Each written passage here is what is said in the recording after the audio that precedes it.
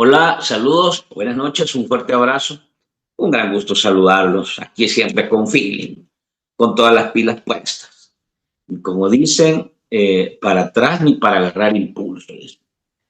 Mire, vamos a tratar de hacer un balance de lo último de la semana, tomando en cuenta temas muy concretos. ¿Cómo va esto del Espino? ¿Cómo se ha recibido este tema de la petición del arzobispo? Ha generado, ha alborotado el panel de analistas, troles y youtubers fanáticos de la dictadura, ¿verdad? La voz del arzobispo. Vamos también a hablar acerca de la corrupción que está de verdad empotrada en nuevas ideas y en todo este esquema del partido político, la política, el aparato legislativo por todos lados. Vamos a hablar un poco de esto. Esas obras que terminan siendo en realidad una evidencia más de cómo se maneja de manera opaca, irregular, abusiva, oportunista el manejo de los recursos públicos. Y también quiero, con nuestros invitados, escuchar su opinión. Ahora he empezado a recibir algunas noticias e información de esta Secretaría de Valores que ha habilitado el régimen a partir del enlace del organigrama de Capres. Vamos a hablar un poco de todo esto, cómo lo están viendo. Creo que es importante darle una lectura. Si tienen algunos temas que ustedes valoran, que consideran que es importante que toquemos, pues con gusto. Quiero darles la bienvenida, pedirles que nos regalen su like, que nos ayuden a compartir este contenido y por supuesto que conversen con nosotros. Vamos a ver qué tal nos va en este programa. Ustedes saben que el propósito que nos convoca es contrarrestar la desinformación y combatir la manipulación de la opinión pública. Y ahora sí nos vamos. Quiero darle la bienvenida a uno de nuestros invitados que ya está con nosotros, a Leonel Herrera, al periodista Leonel Herrera. Leonel, gusto saludarte. Igual, Fran, un gusto estar con vos y con toda tu gente. Encantado de poder platicar otra vez. Hay muchos temas en la coyuntura. Como observadores críticos de la realidad, no nos aburrimos, ¿verdad? Lástima que esto tenga graves implicaciones para nuestro país. El que estemos escándalo tras escándalo. Sí, es terrible. Así que bueno, ojalá que tengamos una buena plática hoy. Una buena plática y ojalá que la gente nos acompañe, converse con nosotros y bueno, sea parte de este esfuerzo. Si quiere, vamos a ver si se nos va conectando gente y les vamos dando la bienvenida a los que vayan llegando. Más adelante se nos va a conectar Steve Magaña, estuvo con nosotros la semana pasada y pues quedó de que iba a ingresar con nosotros. Vamos a ver si más tarde se conecta para que sea parte de esta plática. La idea es ir haciendo de este miércoles, como les decía, un espacio de análisis y de debate sobre los diferentes temas que van apareciendo. Hay temas muy concretos, ya la gente empieza a hablar con mucha fuerza sobre este tema de si participar o no participar, si competir en el tema electoral, qué pasa con el tema presidencial. Hay algunos que dicen mejor participemos solo en el tema legislativo y no nos metamos en el presidencial ni en el municipal. Hay otros que dicen no participemos en nada y bueno, hay otros que dicen que hay que participar. Entonces, vamos a tratar de ir haciendo este ejercicio también. Yo creo que el debate es bueno, no hay que, ¿cómo se llama?, alejarse del debate, el ejercicio del pensamiento crítico, el análisis, la reflexión y sobre todo cuando se hace de manera franca, natural y cercana a la gente. Entonces, por ahí más o menos vamos a ir discutiendo. Quiero ver si les doy la bienvenida a algunos que ya se van conectando. Dice Ramiro Cuchumfle, buenas noches, Fran, y ya compartí, dice, gracias, Ramiro, buenas noches. Saludos, buenas noches, Fran. Aquí estamos, dicen, Ninja Mortal, los nombrecitos que se buscan ustedes. Buenas noches, Franklin, saludos. Dejemos nuestros likes, Ramiro. Saludos, Ramiro. Saludos, Frank, y a tu invitado, Leonel Herrera. Pati, buenas noches. Pregunta para Leonel. No hemos ni empezado, ya vienen con todo.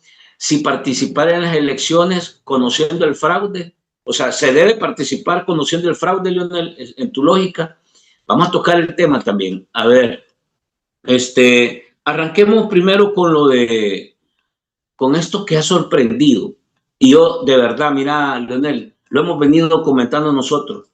Yo me siento de verdad muy orgulloso del periodismo que tenemos en este país, sin duda alguna. Está poniendo, está jugando un papel tan clave en este momento. Esta semana, después de una investigación, porque está todo tapado, protegido, blindado, escondido, logra Factum eh, armar una investigación y hace pública eh, un capítulo más de este señor Caleb Navarro. Un capítulo que evidencia claramente cómo han utilizado el Estado, cómo se están enriqueciendo y cómo están aprovechando la política para poder beneficiarse. Hablábamos en la mañana, solo te cierro con esto, con Marvin Aguilar, y nos decía Marvin Aguilar sobre el caso de Caleb Navarro, que en San Miguel la gente se conoce y los ricos en San Miguel ya están bien ubicados y se conocen y además sabe de dónde viene su dinero y él dice que solo hay tres fuentes, o son empresarios, o son narcos, o son políticos, dice. Y aquí en el caso la gente pregunta, ¿de dónde está sacando la plata este señor? Propiedades, un apartamento de lujo, propiedades en la playa, en una playa lujosa en el Golfo de Fonseca, terrenos en el cantón de donde él es, el Jute, y otros, bueno, se habla de una casa, en una vivienda, en una residencial donde según dice Marvin, vive la gente de plata ahí en San Miguel, ¿verdad? Es decir, después de que él tenía un crédito en el Fondo Social para la Vivienda, en una casita que había comprado ahí en el municipio de San Martín, ahora se codea con los billullos, con los que tienen plata. ¿Cómo ves todo esto, lo del periodismo, el papel que está jugando y cómo esto viene a botar la careta de la política que actualmente se está empujando en el país? Sí, bueno, yo también valoro positivamente el trabajo que está haciendo un sector de la prensa en El Salvador, particularmente el periodismo de investigación de medios alternativos como El Faro, como Revista Factum, Focos, Voz Pública, Gato Encerrado, Revista Elementos, eh, incluso algunos medios tradicionales, ¿verdad? Como los periódicos, como el Diario de Hoy y la prensa gráfica, que creo que están reivindicándose con el trabajo que están haciendo, ¿verdad? Son medios que en el pasado les hemos cuestionado el no ser consecuentes con una perspectiva de periodismo real, sino que más bien estar plegados a gobiernos de derecha. Entonces yo creo que eso es muy relevante y genera mucha esperanza, creo. Creo que la esperanza de esta sociedad está en su periodismo y está en su sector organizado, ¿verdad? Que aunque alicaído, replegado, pero digamos, las organizaciones están activas, ¿verdad? Probablemente trabajando muy en silencio, muy despacio, pero están ahí, ¿verdad? Bajo el aguacero, ¿verdad?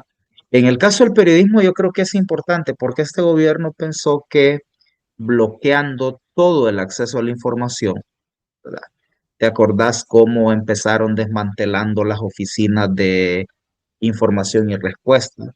Oír que fue una herencia de los gobiernos anteriores, el abrir al eh, monitoreo ciudadano y al monitoreo de la prensa, información pública, un proceso que no fue completo, no fue del todo suficiente, pero que era un buen comienzo y que lo que tocaba era continuar profundizando esos procesos y esos mecanismos de acceso a la información, de rendición de cuenta, de promover las prácticas anticorrupción.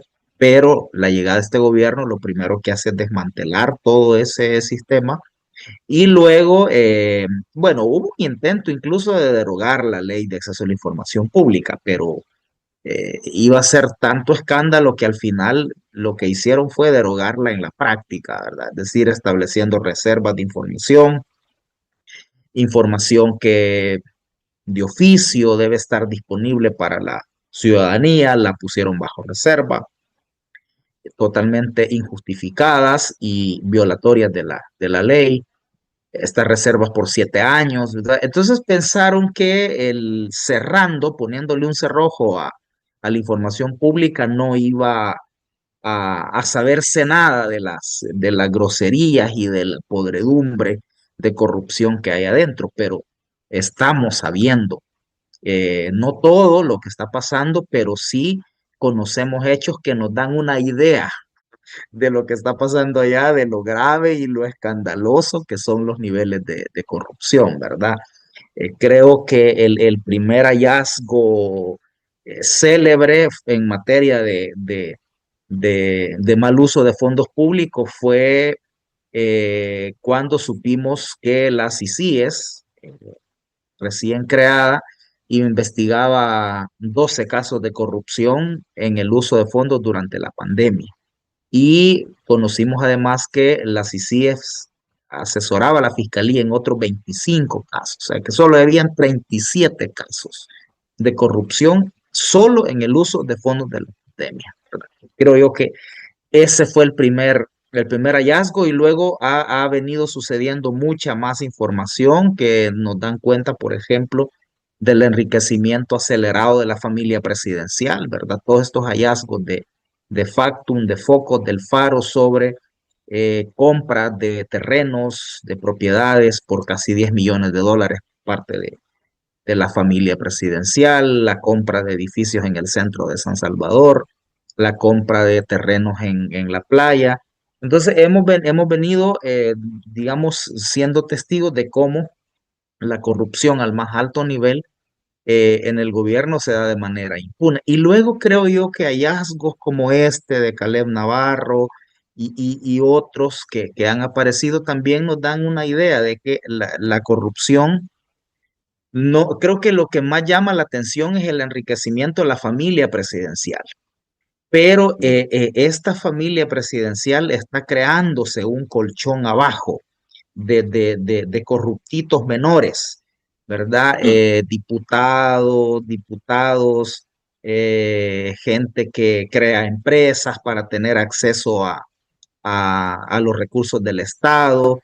Es decir, ellos están asegurándose crear a su alrededor una clase, ¿verdad? Una clase corrupta que les haga el sostén, ¿verdad? Entonces, en el caso de los diputados, la gran mayoría ha tenido préstamos BIP del banco hipotecario y bueno, y se compran apartamentos de lujo, compran propiedades. Yo creo que a ese fenómeno hay que seguirle la pista, fíjate, Frank.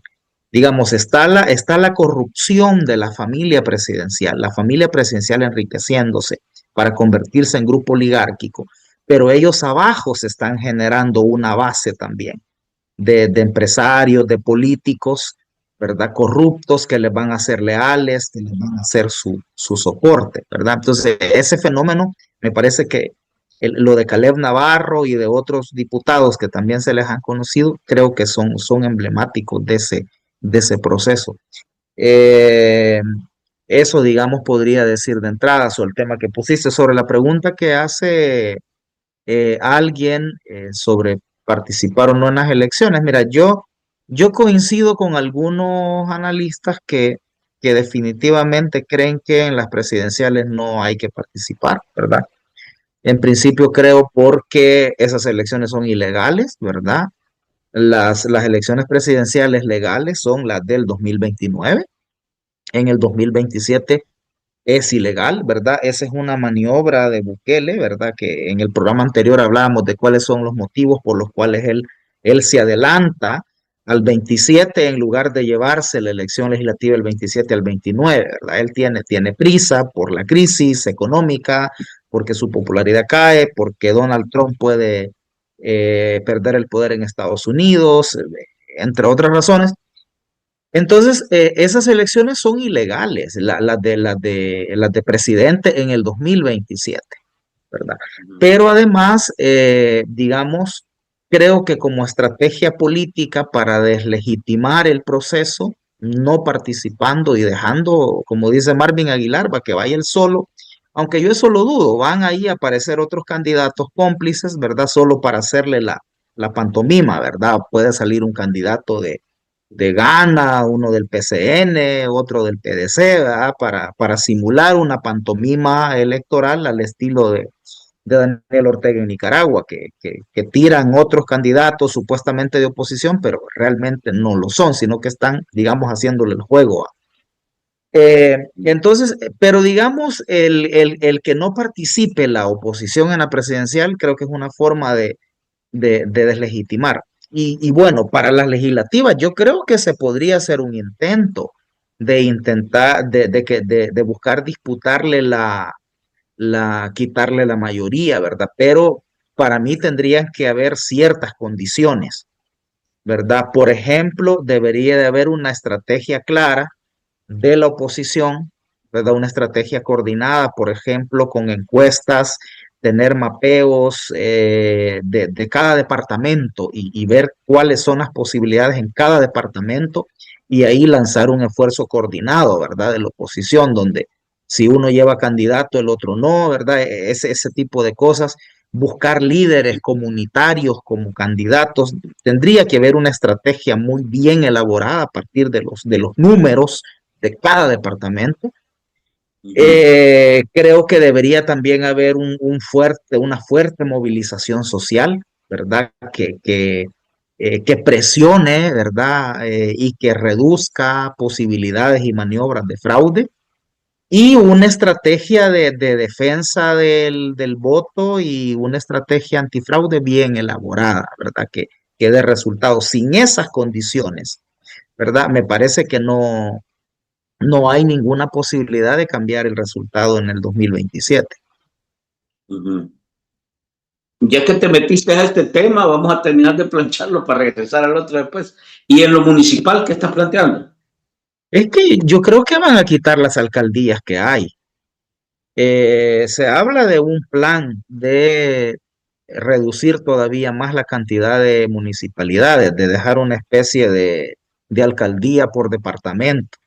Y en ese caso, perfectamente, ellos pueden establecer que sean los gobernadores departamentales los que asuman ese rol y mocharse de una vez por todas las alcaldías. Lo pueden hacer, ¿verdad? Con la estrategia de tener un mayor control, una mayor concentración, ¿verdad? Que es una de las cosas que caracteriza el ejercicio político de este gobierno, concentrado, vertical. Entonces, en esa perspectiva pueden eliminar las alcaldías que quedan. Segundo, pueden hacerlo con el argumento de reducirse costos, ¿verdad? Y tercero, pueden hacerlo con la intencionalidad de no perder, ¿verdad? Sí, la mejor forma de no perder en las alcaldías es quitar las alcaldías, ¿verdad? Sobre todo porque las alcaldías salen muy mal evaluadas. En la última encuesta de la UCA del mes de mayo, que es el último sondeo que tenemos de referencia, 3 meses después, la calificación de los alcaldes es de 5 puntos. 5 Ujú, es la calificación. ¿Verdad? Que ujú. contrasta con el 8.15 que le dan a Bukele. Entonces significa que las alcaldías están muy mal evaluadas, la gente no se siente representada, dice que no han hecho obras, ¿verdad? Y claro, ¿cómo las van a hacer si les quitaron el financiamiento? Entonces las alcaldías probablemente las eliminen, ¿verdad? Esa es la perspectiva que yo tengo. Entonces, en donde habría que centrar algún esfuerzo es en lo legislativo, ¿verdad? Porque además allí es donde está el principal soporte del régimen, en la correlación legislativa, pero que se den esas condiciones que planteaba. De lo contrario, todo el control que tienen de la institucionalidad, del aparato electoral, de los recursos públicos, harían imposible que la oposición tenga algún resultado. ¿Cómo ves las reacciones que, digamos, de forma eh, previa, por decirlo así, hemos escuchado del FMLN, de Arena y de Vamos respecto a este tema de participar, no participar? ¿Cómo ves tú las reacciones? Fíjate que yo honestamente no he seguido las reacciones de los partidos. Eh, yo vi en algún lado que el diputado de Arena, Francisco Lira, estaba más o Mm, menos expresando esta idea de no participar en la presidencial y de mm. tratar de hacer un esfuerzo articulado eh, en la elección legislativa. Lo que pasa es que eso ya se planteó en la elección anterior y fue precisamente Arena y el FMLN los que no al final mostraron disposición. En un principio decían que sí, pero luego al final ya no lo hicieron. Entonces, no sé, no les creo tanto el que tengan esa disposición, ¿verdad? En el caso del frente, fíjate que yo no sé, yo creo que el que a veces no me parecen tan serias algunas expresiones de Manuel Flores me hacen no seguirlo. Entonces, no sé qué ha dicho, ¿verdad? Y en el caso de Vamos, yo he visto a la diputada Ortiz más opinando sobre la reforma eh, a la Constitución y no hablando todavía sobre una estrategia electoral. No sé qué estarán pensando realmente. El resto de partidos, digamos, estos partidos pegoste que hay ahí en la Asamblea, ¿va? El PCN, el PDC, el mismo Gana, el Chirajo del CD y todo eso que anda por ahí, ¿qué rol va a tener en esta operación? Pero hablándolo así con la mayor claridad posible para decirle a la gente, miren, esto es lo que vamos a ver.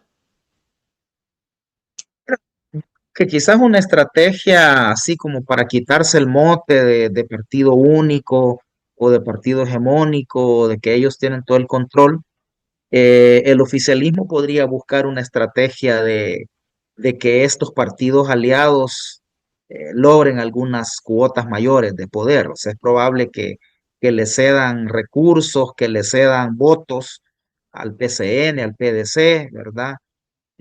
A Ghana con el fin de simular una mayor pluralidad, ¿verdad? Creo yo que de cara a la imagen y hacer ver como que no son tan dictadura como decimos, pueden hacer ese tipo de estrategia. Entonces, no creo yo que la intención sea desaparecerlo, yo creo que les sirve. Más ahora el oficialismo va a necesitar como vender una falsa idea de pluralidad. Entonces creo yo que darle más chance a estos partidos a que agarren una cuota mayor puede ser una estrategia. Por ahí pueden jugar un rol de simular un falso pluralismo. Uh -huh. Y en la concreta, si te pregunto, Lionel, digamos, por la experiencia que hemos visto, por este ejercicio que se ha venido haciendo, ¿qué, qué oportunidad, qué probabilidades reales, sobre todo conociendo la dinámica de instrumentalización y sometimiento casi absoluto que hay de las instituciones como el Tribunal Supremo Electoral, la misma Fiscalía, este, la policía, porque todas estas juegan en un ejercicio electoral, o sea, tienen un papel importante. Eh, ¿qué, digamos, qué expectativas reales puede tener Arena, el FMLN y Vamos de participar? Fíjate que yo creo que bueno, el caso de Arena y el Frente, pues tienen en su contra el desgaste, ¿verdad? El lastre del pasado, eh, en parte por lo que hicieron o no hicieron, en parte por la campaña de descalificación que ha habido contra ellos. Eh, ¿Verdad? No sé qué tanto les pueda resultar una estrategia, ¿verdad? Ahora. El caso de Vamos tiene la ventaja de no tener ¿verdad? Este lastre del pasado. Lo que pasa que eso no es suficiente, tenés que conectar con la agenda de la gente. Y ahí es donde yo no veo que a ninguno de los partidos de oposición veo que esté haciendo un esfuerzo significativo por conectar, ¿verdad? Con la realidad de la gente, con las demandas de la gente que ahí están. A esta altura ya todos los partidos de oposición hubieran dicho, nosotros queremos más diputados para derogar la ley de minería. Es decir, ya hubieran dicho, nosotros vamos a proteger la finca El Espino, vamos a aprobar un decreto donde prohibimos tocar los árboles y los pajaritos que hay en la finca El Espino. Ya estarían diciendo, nosotros vamos a aprobar esta y esta medida para reducir los altos precios de los productos, para aliviar la situación económica de la gente, quitarle el IVA a los medicamentos, eh, incrementar el salario mínimo de manera que compense la canasta básica. Nosotros vamos a aprobar un nuevo sistema de pensiones, nosotros vamos a aprobar una nueva ley de vivienda para que haya acceso a vivienda. No, digamos, no lo veo en esa estrategia, ¿verdad? Y para mí ahí está la posibilidad de lograr conectar con una agenda de la gente y que la gente se movilice masivamente a votar. Es que eso es lo otro que también te puede contrarrestar un fraude, ¿verdad? El voto masivo de la gente. Y yo creo que mira, aquí creo yo que hay dos cosas que me parecen importantes. Uno, creo que hay que desmitificar esto de la gran legitimidad y el gran arrastre del oficialismo. O sea, eh, incluso los votos del propio presidente. Gana supuestamente con el 85, y digo supuestamente, aun cuando son resultados oficiales, digo supuestamente porque no resulta creíble por todo el proceso fraudulento que hubo, pero digamos, gana con el 85% de los votos válidos, pero eso fue menos del 50 de los electores, de los empadronados. Y eso es más o menos el 20% de la población. O sea, yo creo que esto hay que decírselos. Por eso de que se atreven a decir que pueden reformar la Constitución porque representan a la totalidad del pueblo. Creo que ese es un elemento. Y el otro elemento que me parece importante mencionar es que yo creo que hay un potencial voto de castigo. A esta altura creo ya que hay un potencial voto de castigo que se puede expresar si la oposición conecta bien con la gente. Un voto de castigo, ¿por qué? Por, primero, el agravamiento de las condiciones económicas de la gente, ¿verdad? Segundo, voto de castigo, porque yo sí creo que la gente empieza ya a constatar problemas como la corrupción, problemas como los abusos de poder. Fíjate, ahorita la reforma constitucional que han hecho no la está aplaudiendo la gente. Es decir, más allá de los analistas del siglo XXI que andan por ahí en los medios y los troles, pero ya sabemos que ese es su trabajo, pero mira, nadie está respaldando esto. O decime qué sector, qué organización, qué instancia, incluso qué empresario, porque hoy ni siquiera CRIT ha salido, ¿verdad? A decir que está bien. Internacionalmente, más allá del gobierno de Trump, nadie, ¿verdad? Entonces yo creo que ese silencio te dice mucho. Si la gente no está aplaudiendo, sino que está callada porque por miedo no puede eh, cuestionarlo. Pero ahí tenés una explicación del fenómeno que puede estar pasando en la gente, un descontento ya perfilándose un voto de castigo a la espera de quien lo pueda capitalizar. Y lo que pasa es que aquí es donde creo yo que no se termina de ajustar, digamos, la operación, ¿verdad? Porque más allá de que la población, y hoy que estamos hablando de este capítulo, porque después te quiero preguntar sobre el gobierno, o sobre Bukele, digamos, y su proyecto, ¿verdad? ¿Qué va a hacer? Pero en este capítulo que hablamos del ciudadano, o en su o en su papel ya electoral, el votante, pues no solo basta que digamos, se decepciona o se defraude de un Bukele que prometió tantas cosas y que cumplió muy poco de todo lo que prometió, o que se arte de la política del abuso, de la poca transparencia, de la persecución. Se requiere una propuesta que de alguna manera movilice, entusiasme a la gente, conecte a la gente. Y lo que tú dices, tema, están tan evidentes los temas. Fuera de los ejes que has tocado en materia ambiental, hay un tema que es básicamente el central y que a todo el mundo preocupa, es el tema económico. No hay empleo, no alcanza el dinero, ya la migración es una amenaza, ¿verdad? Estados Unidos amenaza con que te voy a echar, te vas a ir de aquí. Es impresionante la propaganda que tiene Trump y Estados Unidos con este tema de los migrantes, un odio que está generando. Pero a todo eso sumarle la inestabilidad, la incertidumbre, la poca expectativa del futuro, nada de ilusión o de esperanza. Entonces todo eso se va cayendo.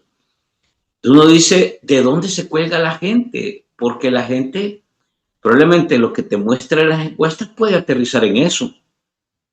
Y eso contribuye a seguirle dando digamos, la alternativa de mantener el control a Bukele, que es desde mi perspectiva un escenario bastante probable por todas las características que tenemos. Es decir, que la gente en lugar de movilizarse al voto, se aísle, se contenga y diga no participo, porque está decepcionada, harta, con miedo.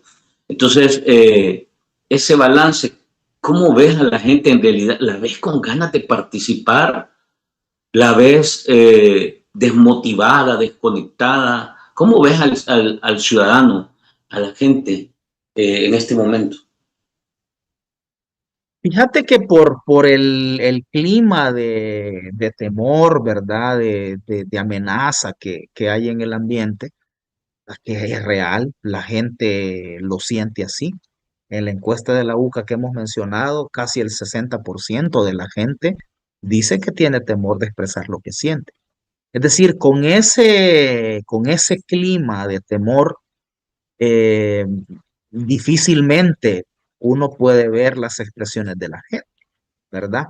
Tiene pequeños termómetros cuando uno se sube al bus, cuando uno va al mercado, en los centros comerciales, cuando oye hablar a la gente.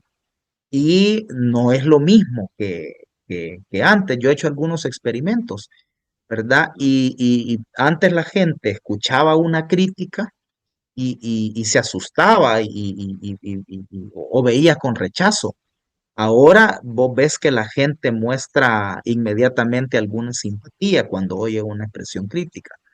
Entonces yo creo que lo que vos estás planteando es clave, es decir, si la gente no se motiva y no se encanta participar, lo que va a hacer es abstenerse, ¿verdad? Replegarse, aislarse, ¿verdad? Podemos entrar en ese fenómeno, un fenómeno de desencanto social. Es decir, la gente puede entrar en una situación, decir, bueno, me decepcionaron los anteriores y yo creí que de plano este sí, ¿verdad? Pero veo que ya topó más allá de la seguridad, mi situación económica es difícil, no tengo educación, la salud está peor. Entonces, perdón, la gente puede entrar en un proceso de replegarse y de aislarse. A decir, bueno, este que pudo ser la solución no lo es y entonces ya no hay otra alternativa, ¿verdad? Ya no me va a engañar una vez más. Yo creo que ahí es donde debería haber un ejercicio de construir una agenda que conecte con la gente y hacer un ejercicio pedagógico también de explicarle a la gente las cosas que están pasando. Por ejemplo, yo estaba viendo este dato de 33.000 millones de dólares.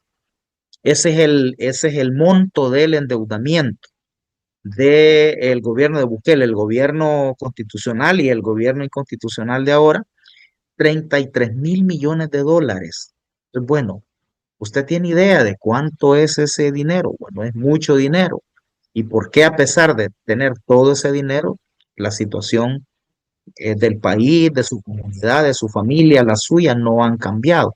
Yo creo que hay que hacer esas traducciones, fíjate, para que a la gente le empiece a caer, ¿verdad?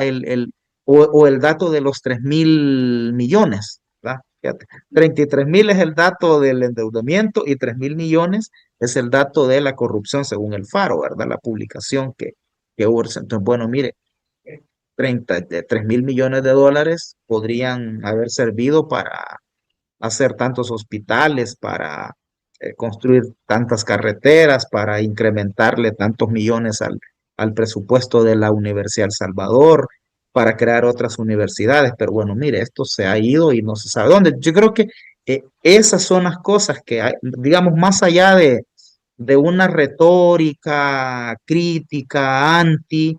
Creo que más bien el ejercicio pedagógico de hablarle a la gente. Con vos creo que hemos hablado en otros programas de cambiar un poco el sentido, en vez de contestarle al poder, mejor hablarle a la gente, ¿verdad? Yo creo que es el hablarle a la gente, una manera es esto, ¿va? Un ejercicio pedagógico, ¿verdad? De explicarle.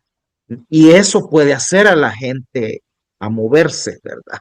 A moverse o en un sentido de votar castigando o en un sentido de ir a respaldar propuestas que siente que conectan con su realidad. Antes de compartir los comentarios de la comunidad que nos está escribiendo, quiero preguntarte esto. ¿Cuál va a ser el operativo que va a implementar Bukele y su grupo de cara a este proceso electoral que viene, del 27? Ya vimos parte de los movimientos, ¿verdad? Es decir, nombrar al ministro de director de policía para dejar garantizada una operación ahí de cara a instrumentalizar más la policía, las reformas constitucionales, sigue modificando el tablero electoral, quitó ¿cómo se llama? El fondo para que los partidos políticos puedan financiarse las elecciones, modificó el tema de las fórmulas, o sea, todo eso que ha venido moviendo te permite garantizar que esa cancha, el árbitro, la hora, el juego y todo lo demás va a estar a su favor. Pero de aquí al 27, ¿qué ves tú? ¿Cómo se va a comportar? Bueno, de hecho, hoy me comentaban, Leonel, que esta Secretaría de Valores que están montando es un operativo para silenciar a las iglesias, que son iglesias críticas, y para estimular y apoyar a aquellas iglesias que lo bendicen y que le rinden culto a Bukele durante este ciclo para llevarlas de cara a la campaña, porque hasta hoy la manipulación y la instrumentalización de la religión ha sido un eje de la dinámica política de Bukele. Entonces, ¿cuáles son desde tu perspectiva las 3, 4 o 5 líneas en las que se va a montar el régimen de aquí al 27? Mira, no pongas muy alto el número, no tiene muchas líneas. Para mí solo tiene dos narrativas a las que va a recurrir nuevamente. Primero, creo yo, a anclarse en el tema seguridad e insistir en que si él no está, no hay seguridad, ¿verdad? Este discurso que le funcionó muy bien en la elección anterior, que si volvía la oposición, volvían otra vez las pandillas. Yo creo que ese discurso de miedo es el primero, ¿verdad? Ese discurso de miedo, de volver al pasado, ¿verdad? De que vuelve la inseguridad, ese es uno. Y el otro es tratar de eh, todavía de explotar esta expectativa de ofrecer un futuro mejor, ¿verdad? De vender ilusiones nuevamente, ¿verdad? No le veo yo a la estrategia del régimen más posibilidades discursivas que esa. El miedo al pasado con un énfasis en el tema seguridad y tratar de seguir vendiendo ilusiones, ¿verdad? Que la cosa va a mejorar.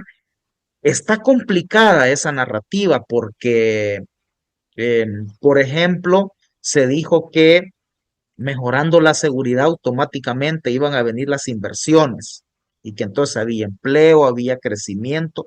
Bueno, y eso no pasó y ya van 3 años, ¿verdad? Entonces los hechos van a desmentir esa narrativa, pero van a insistir en esa. Entonces yo creo que va a ser bastante simple el mensaje. Es decir, apelar al miedo al pasado y tratar de vender ilusiones nuevamente. Fíjate que cuando hablaste de lo moral, bueno, pensé dos cosas. Uno, me recordó otra vez la sociedad de George Orwell, ¿verdad? Porque creo que había una policía de la moral, ¿verdad? Entonces ahora la policía de la moral, ¿verdad? Que quieren implementar. Pero fíjate que hablando de lo moral, yo creo que uno de los argumentos que hay que utilizar y aprovechando que nuestra gente en su idiosincrasia suele ser muy moralista, emplazar con eso, bueno, mire, ¿y a usted le parece correcto, le parece moral, le parece válido que un presidente se quiera perpetuar en el poder, que nunca se quiera ir, que quiera estar ahí todo el tiempo? Yo creo que estos elementos de la idiosincrasia nuestra y estos esquemas de valores que tiene nuestra gente, que el régimen ha sabido utilizarlos bien, yo creo que también nosotros debemos buscar una forma de aprovecharlos.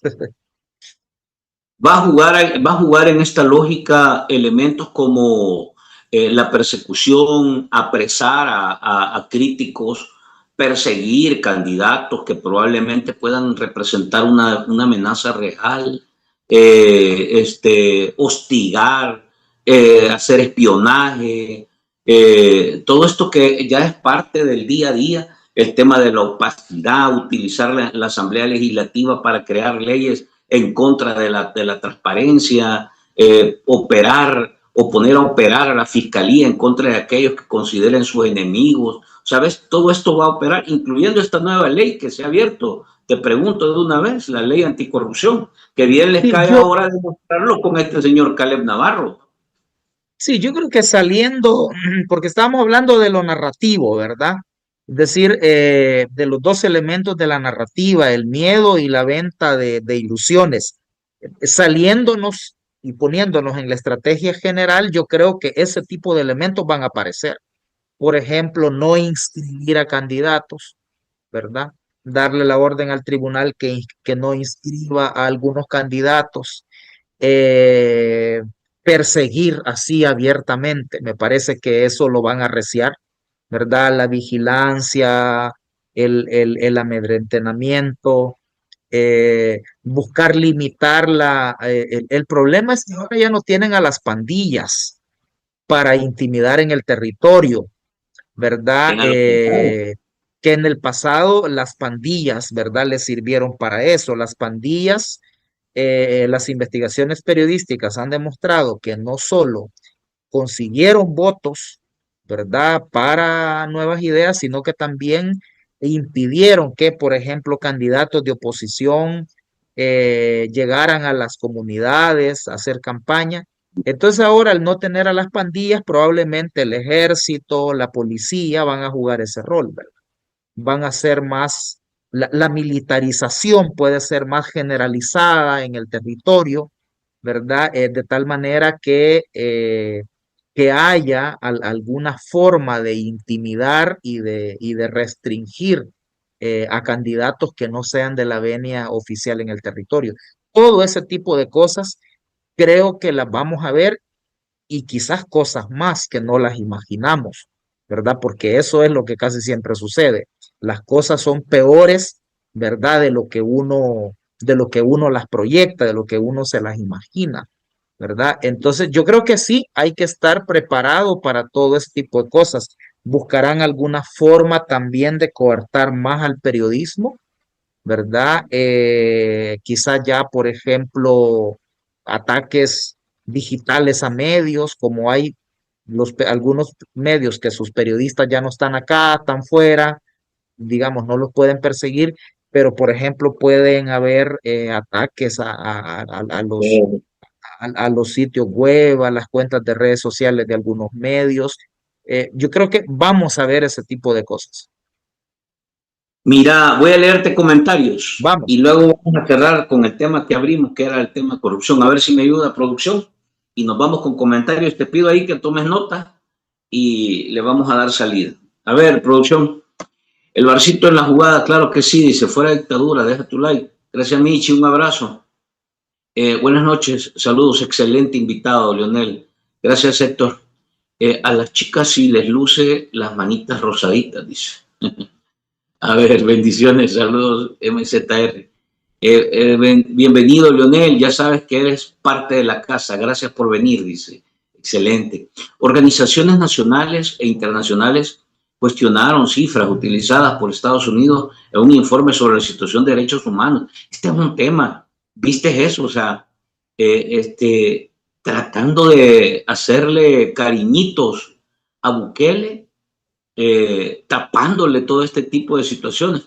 APES, Human Rights Watch y Amnistía Internacional afirman que hay omisión de datos en el informe sobre situación en El Salvador del año 24. Qué jodido esto. Saludos, Pati. Muy buenas noches a todos. Buenas noches y bendiciones. Saludos. Los que están detrás, dice, comenten. A ver, tras del matocho. Saludos. Like 23. Miren, tenemos alrededor de 130, 140 conectados, 40 likes. La oposición debe participar en las elecciones y unidos. En Venezuela hubo elecciones que la oposición no participó y en las elecciones. Y ahora no pueden sacar a los chavistas. El que se cansa pierde, dice Women Global Cities. Uy, qué nombre más grande tienes. A ver, dale. Atención, dice un grupo de estudiantes de instituciones públicas acusados de la señora Mélida Villatoro y los medios fueron liberados anoche. Nadie dio cobertura en su liberación. Fíjense que yo he buscado noticias sobre eso y no he encontrado. He visto un video nada más, pero sin mayor dato. Por eso es que no lo he retomado. Y estoy esperando información que me verifique el tema. Lo importante no es la cantidad, sino la calidad. Así que dejen su like, por favor. Excelente, Michi. En español, aflojen ese like, dice. Aquí son muchos, dice Dele, pero no hay bocachucas ahorita. Sí, está bueno. De 30,000 a 50,000 cobra Max Keiser porque le oigan hablar de lo que hace en El Salvador. Estos son los que se están forrando con el Bitcoin, no el pueblo. Qué tremendo, ¿verdad? Saludos desde Texas. Adelante con el programa informativo internacional. Gracias. La inversión no vendrá a El Salvador. Guatemala se perfila como el centro de crecimiento de Walmart en la región, con planes estratégicos para fortalecer su presencia. Mientras usted en su zona de confort, a ver qué pasa. Ellos aprovechan para dominar su voluntad y mantenerlo al margen de las decisiones. ¿Qué espera para reaccionar? Hay mucha desmotivación por el mismo, dice, por el mismo miedo, más o menos. Dejen su like, mi gente. Es gratis, dice Gianfranco. Saludos a cada uno de ustedes. Bienvenidos, saludos y bienvenidos. Vamos a ver. El CIMETRIS denunció que en la institución hay escasez de medicinas e insumos y que los tiempos de espera para las cifras son largos debido al poco personal médico. Hay un desmontaje del sistema público en general, educación, salud, por todos lados. Senadores de Estados Unidos proponen que los centros de llamadas o comúnmente conocidos como call center sean trasladados al país norteamericano. Eso sería un golpe muy fuerte, porque creo que es lo único que está empleando a los jóvenes ahora aquí en el país. Dejen sus preguntas a Leonel. Apoyemos este grandioso canal. Vamos, dice Bellas. Gracias por este canal. 44,000 likes, Elvita. Excelente. Saludos. Vamos a ver, sigamos. Compartan. Vamos a ver, ¿qué más? Ser así con lo que se merecen, dice, mis respetos. Claro que así tiene que ser. Dice. Un saludo, dice, ¿por qué la asamblea? Al Manguito Caleb. Una pregunta, Leonel. ¿Se podría hacer una coalición de los partidos de oposición para poder cambiar la actual asamblea? Me gusta tu nuevo look, Leonel. Sí. Ya, hombre, sin pelo. Qué descaro de corrupción. Y esto le queda a la dictadura. Y esto que la dictadura apenas comienza, de verdad que sí. Bueno, no apenas comienza, ya lleva un par de años. Leonel, te dejo los comentarios. Bueno, gracias por todos los comentarios. Un saludo para toda la gente que está en esta conversa. Mira, empiezo por esta última pregunta de una coalición de los partidos de oposición. Yo creo que no. Es decir, por ejemplo, yo no veo que sea factible una coalición Arena FMLN, por ejemplo. O sea, además, no creo que vaya a suceder, ¿verdad? O sea, hay gente del FMLN que no va a votar por Arena y gente de Arena que no va a votar por el FMLN. O sea, yo creo que ahí lo que debería haber es un acuerdo, una coordinación, por ejemplo, a partir de los datos del mapa electoral de cada departamento.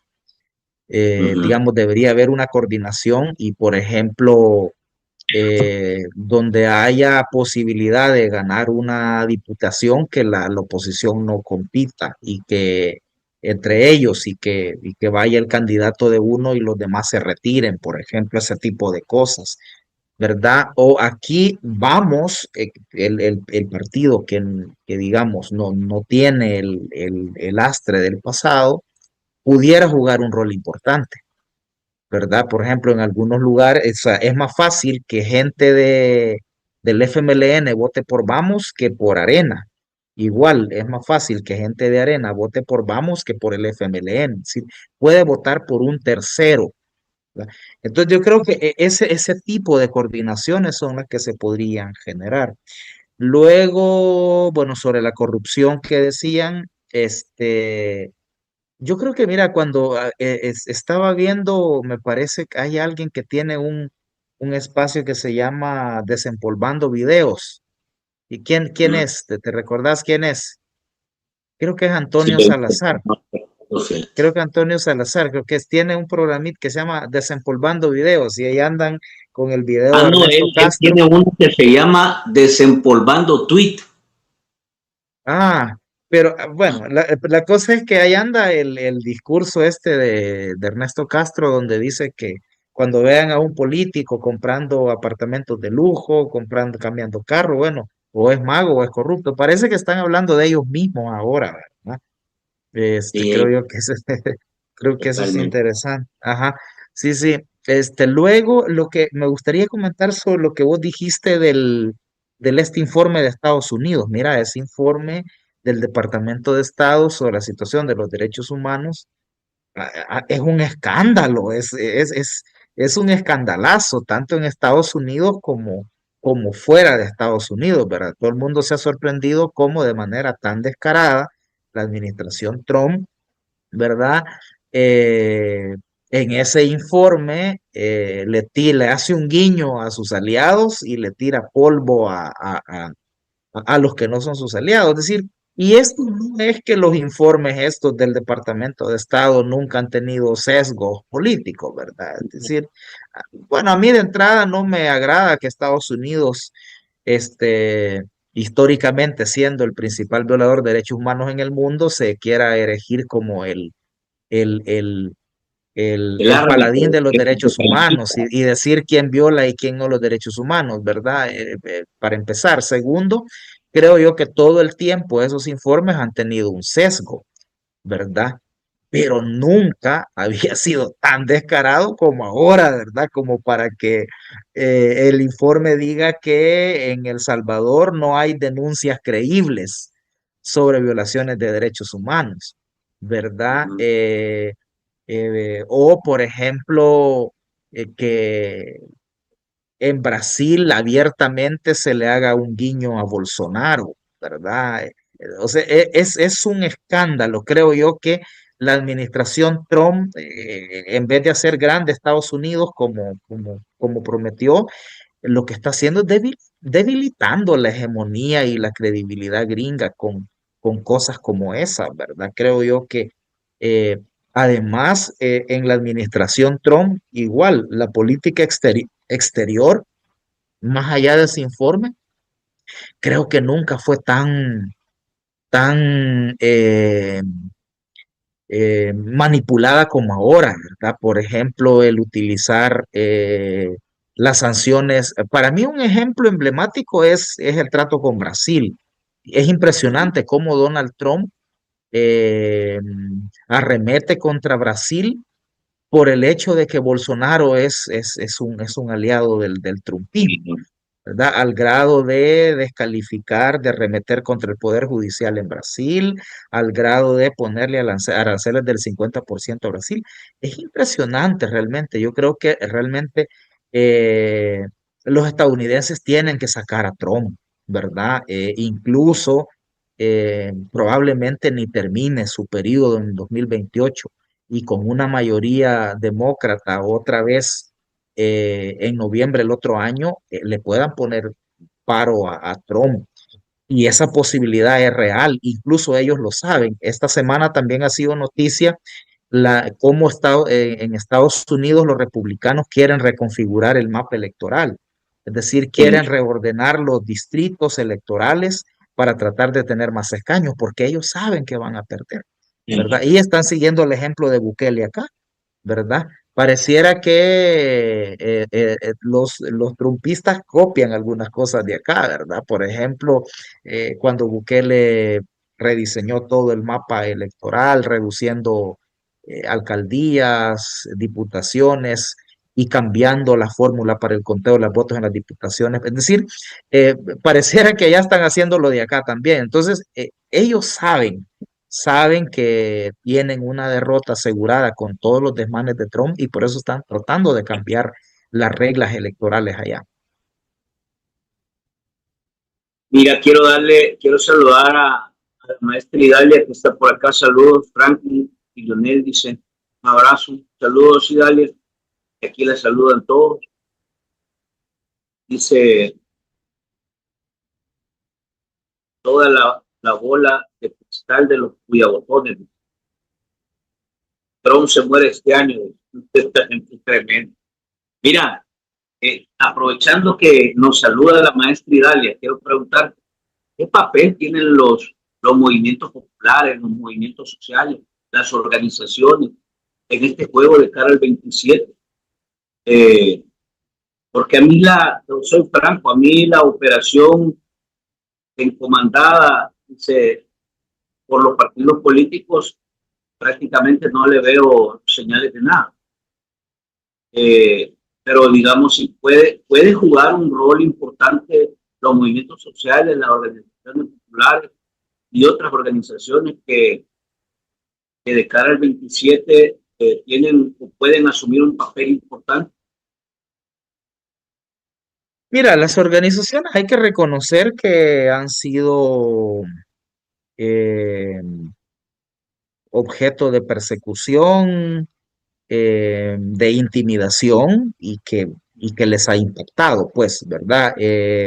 No sería un análisis franco si no admitimos que hay organizaciones calladas, que hay organizaciones que han bajado de perfil, que mucha gente se ha replegado, pero yo creo que están ahí. Y mi impresión es que muchas organizaciones siguen haciendo un trabajo silencioso, eh, de bajo perfil, pero están y van a ir reaccionando. Por ejemplo, ya hay señales de eso. Hace un par de semanas se presentó un recurso contra la ley de agentes extranjeros y ha habido una movida importante. Yo creo que hay organizaciones haciendo lobby con embajadas, con la cooperación. En el caso de las reformas constitucionales que se acaban de aprobar, también ha habido reacción de organizaciones. Yo vi, por ejemplo, el planteamiento del movimiento para la defensa de la clase trabajadora, en donde participa la profesora Idalia Zúñiga. Luego, recién esta semana, también ha habido un posicionamiento de varias organizaciones que están aglutinadas alrededor de apoyo al caso de los ambientalistas de Santa Marta. Entonces, hay gente reaccionando, ¿verdad? Y a mí me parece importante que las organizaciones se amparen en posturas como la del arzobispo de San Salvador, A mí me parece muy pertinente que el arzobispo de San Salvador se haya posicionado muy claramente contra de esta reforma, diciendo son inconsultas, son a espaldas de la gente, ¿verdad? Entonces me parece que las organizaciones deben ampararse en ese tipo de posturas, ¿verdad? Y tratar de buscar formas de articulación, ¿verdad? Creo yo que el escenario que se abre ahora de una consolidación dictatorial más abierta, más sin máscara, más desalmada, obliga a que necesariamente las organizaciones se articulen más, ¿verdad? Que tengan un mecanismo de acción conjunta, que pacten una agenda mínima y que establezcan acciones en las que actúan de manera conjunta. Que cada organización siga haciendo su trabajo que está haciendo, pero que haya ciertos temas, ¿verdad? En los que todas las organizaciones vayan de manera conjunta. Yo creo que esa sería una señal importante, ¿verdad? Y que puede animar a la sociedad también a reaccionar. La sociedad en general, al ver que su núcleo organizado se activa, ¿verdad? Y propone y que empuja hacia adelante, también la sociedad se puede sumar. Así ha sido, Frank, los procesos de resistencia y de transformación siempre ha sido un núcleo pequeño de la gente informada, de la gente organizada y al final, ¿verdad? No me gusta eso de las masas, pero la ciudadanía y la población en general termina sumándose. Siempre es así. Siempre va a haber momentitos críticos como ahora, donde lo que queda es el núcleo de la sociedad más pequeño, ¿verdad? Pero las coyunturas cambian y de repente este núcleo, ¿verdad? Se va ampliando. Y cuando toda la sociedad gira alrededor de este núcleo, ¿verdad? Es cuando entonces sí hay movidas fuertes que generan cambios. Leonel, cerremos con esto. Vuelvo al punto en el que arrancamos. Eh, ¿Qué nivel de profundidad ha llegado la corrupción en este gobierno, Leonel? ¿Y qué perspectiva ves? Porque se habla de una ley anticorrupción, los mismos diputados que aparecen vinculados en corrupción son los que aprueban. Bukele le pidió al fiscal que investigara a todos sus ministros, nunca investigó nada, desapareció las CICIES, desmontó los casos que estaba investigando la fiscalía. Ahora le ha pedido a Trump que le mande los cabecillas de pandillas. Entonces, tú en la concreta, ¿hasta dónde va a llegar la corrupción en este país y qué daños le va a hacer a este proceso? Mira, yo veo tres grandes expresiones de la corrupción o tres grandes tipos de corrupción, ¿verdad? Primero, lo que ya sabe, lo que asumimos como corrupción, que es el mal manejo de los fondos públicos. Normalmente cuando decimos corrupción en el gobierno, todos pensamos en mal manejo de fondos públicos. Yo creo que ese es uno, pero también es corrupción los pactos con grupos criminales, ¿verdad? Este estilo mafia de funcionar, de pactar con pandillas, también es otra modalidad de la corrupción. Y una tercera modalidad de la modalidad de la corrupción que creo que se está expresando claramente es la del abuso de poder. El abuso de poder, es decir, por ejemplo, cambiar la ley a su favor, cambiar la constitución a su favor, aprovechándose que tiene todo el control del Estado, aprovechándose que ha eliminado los pesos y contrapesos y aprovechándose que la institucionalidad no funciona, que las instancias contraloras en el Estado no operan. Esa es la tercera expresión de la corrupción y las tres las vemos claramente en este gobierno. Centrándonos en la corrupción con el manejo de fondos públicos, me parece que hay hechos, como decíamos hace un rato, que son señales del nivel, de la cantidad y de la gravedad de la corrupción.